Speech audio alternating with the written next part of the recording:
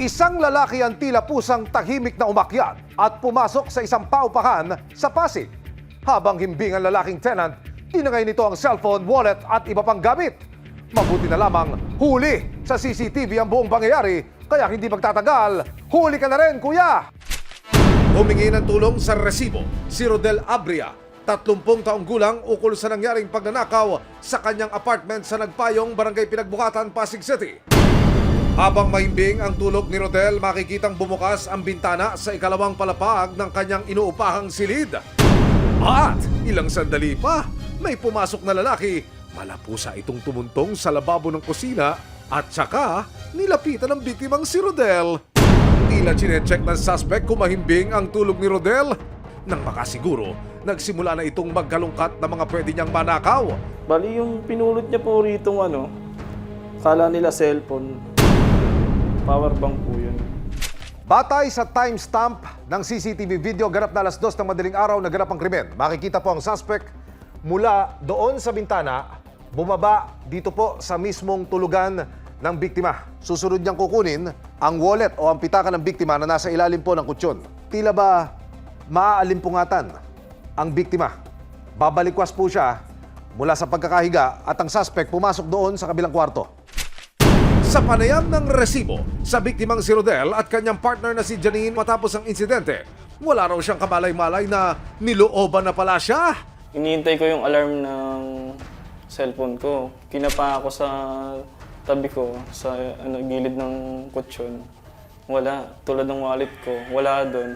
Doon ako humingi ng tulong sa may-ari ng bahay na para kontakin siya, makita sa CCTV footage yung nangyari. Kasi doon ko na-confirma na may pumasok na sa bahay. Nang i-upload nila ang video, nalaman nilang may nakakakilala pala sa suspect. May mga nagtitip kung nasaan siya. May mga nagsisend po ng video, katulad nung nakaraan, nasa Kalawaan daw po siya. 3 araw makalipas ang panloloob, minabuti na nilang pumunta sa presinto. Kaya noong September 25, 2023, kasama ang resibo, nagpunta sa PNP Pasig City sina Rodel at ang kanyang partner para magsampa ng kaso. Pero ilang sandali pa ang lumipas, dumating ang ina ng suspect. Sinubukan naming makapanayam ang ina pero tumanggi siyang magbigay ng anumang pakayag. Pero ayon sa kanya, hindi raw siya pumunta para depensa ng anak, kundi para tumulong na maipakulong na raw ito. Hindi po ako nagkukonsinti sa anak ko kasi gusto ko talaga po makulong yung anak ko. Napag-alaman ng resibo na naglapas-pasok na pala sa kulungan ang suspect na kinilalang si Ronel Baltasar. Nakasuhan na siya noon ng resistance and disobedience to person of authority.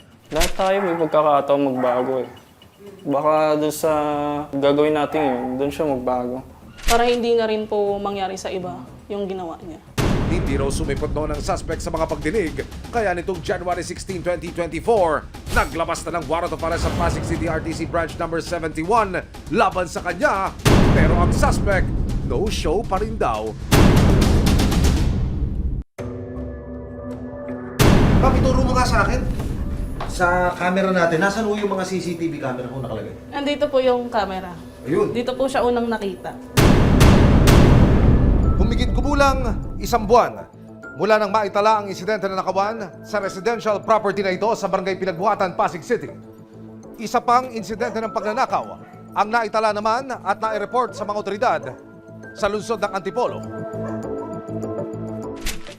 1 buwan matapos ang pag-akyat bahay ni Baltasar sa Pasig City, isa namang panluloob ang nangyari sa Cogyo, Antipolo. Kwento ng biktimang si Police Staff Sergeant Gilbert Arquero. October 13, 2023, umuwi siya galing ng duty sa Antipolo Police Station No. 2. Pagdating niya sa bahay, napansin niyang nawawala ang kanyang aircon na inilapag niya sa sahig. Napansin ko yung aking aircon na tinanggal ko pansamantala na nakalagay sa labas ng aming bahay, nawawala. Nagtanong-tanong ako, una doon sa asawa ko, wala daw silang nakita kung sino kumuha.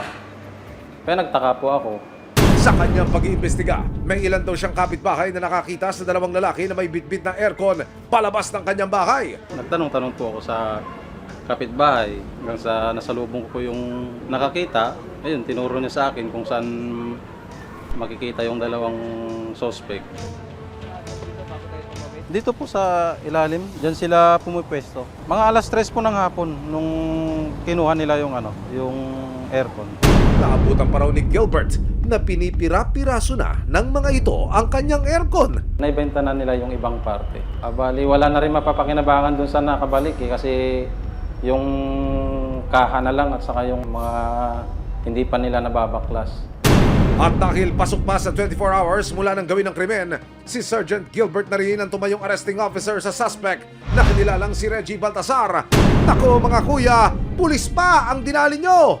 Ang ginawa namin, dinala namin sa police station para sampan na lang ng kaso. Samantala, nagbagong taon na pero patuloy pa rin daw na pinaghahanap ng Pasig Police ang suspect na si Ronel na nahuli kam ang pag-aakyat bahay.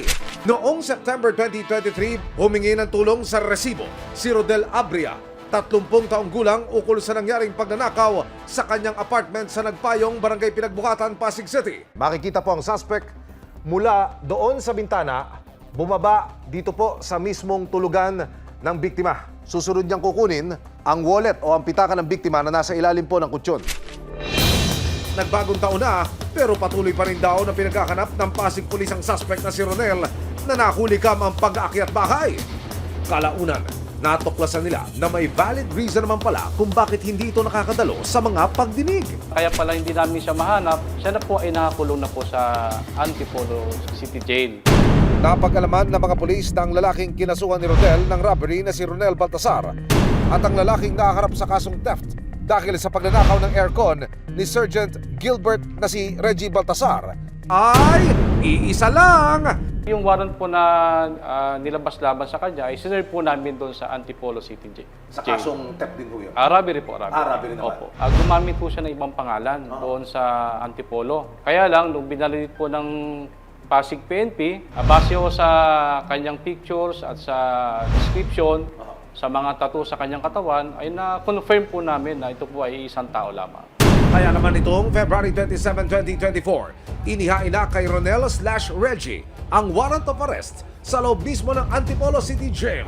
Ina-arrest na namin sa kasong robbery.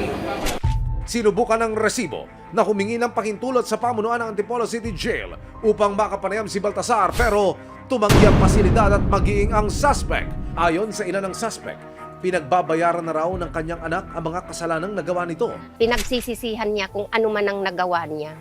Kung ano man ang ginagawa niya, gusto na raw po niya magbago. At ang mensahe ko po sa kanya, sana totoo yung na magbago na po siya. At wag naman niya kami nabigyan na ng kahiyan.